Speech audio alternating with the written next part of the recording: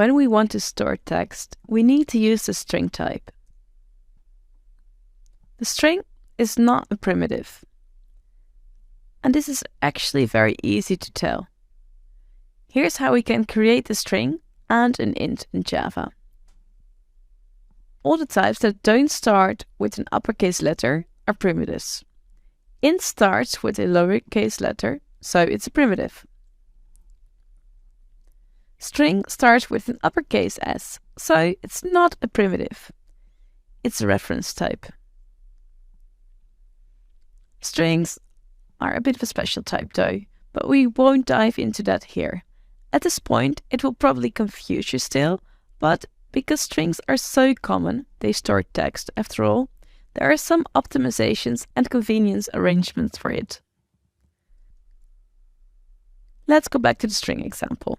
So, string is the type, first name is the name of the variable, and Maaike is the value.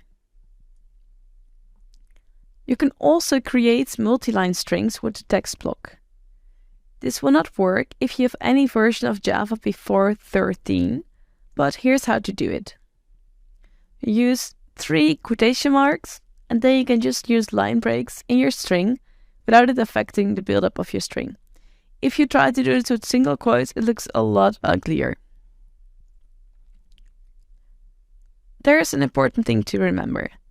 When you want to compare strings, or any object in general for that matter, it works differently than when you want to compare primitives. Using the equals operator, as we've seen for primitives, does not work the way you might expect it. When you try to use the equals operator for reference types, you are actually comparing the actual reference of the object and not the value. So if it's a different object with the same value, say it's 2 different string objects with both the same value high in there, it will still conclude that it's not the same because it's not looking at the content, it's looking at the reference. So how do we compare objects? We use the equals method. Let's have a look at how to do that in IntelliJ.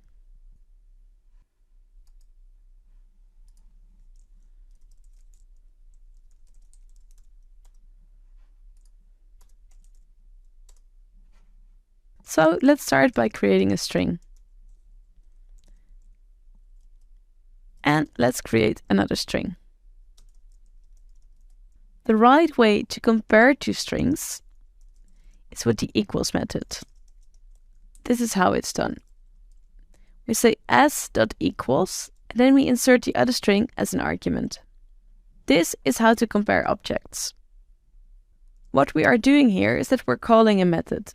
Strings actually have a whole lot of other methods as well. For example, we can use the toUpperCase method to convert the value to uppercase values. So if I'm going to run this, you'll see that it prints hi in uppercase. But, and that's very important to note, it did not actually modify s. The value of s is going to be the same. So if you want to change s to uppercase, we would have to go ahead and say s equals s to uppercase. And after this one, the value of s will actually be changed to uppercase. So there's a whole bunch of other methods as well. So for example, one that you'll very often use is the substring method. So let's say that we want to change the string hello to only containing the letter E. Here's how to do that. So I'm going to say s1, substring, and then I specify the begin index.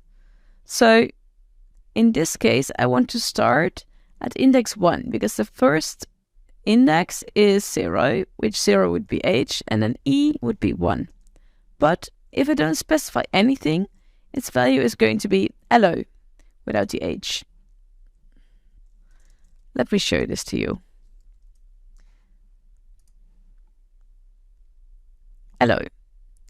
So we only want the E. In that case, we need to specify the AND as well.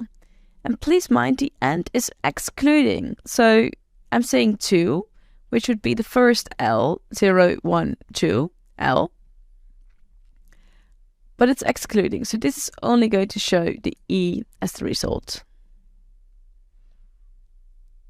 If I want to get 2 L's in there, I would have to go until 4, because the first L is index 2, the second L is index 3, and 4 is going to be excluded. So let's have a look at yet another method that belongs to the string class. We can also check whether a string starts with a certain letter. So for example, I want to check whether it starts with an H. Well, in this case, that's going to be true, because it does start with an H. So if I print the result of starts with, you'll actually see that it's true, because it starts with an H.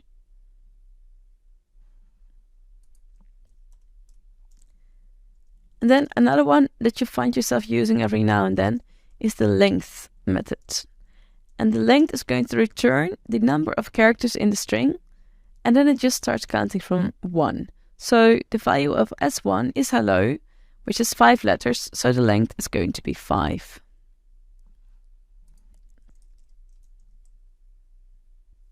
So there's a whole bunch of other methods. Let's do one more.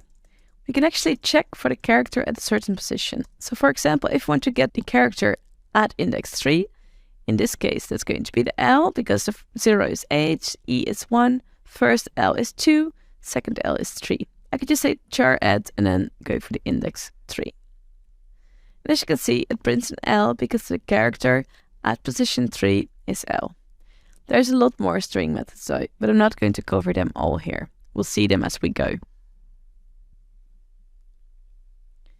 In this video, we've learned to create strings to store text. We've seen that this is different from the primitives and that you cannot compare it with the double equal sign. Instead, you'll need to use the equal methods.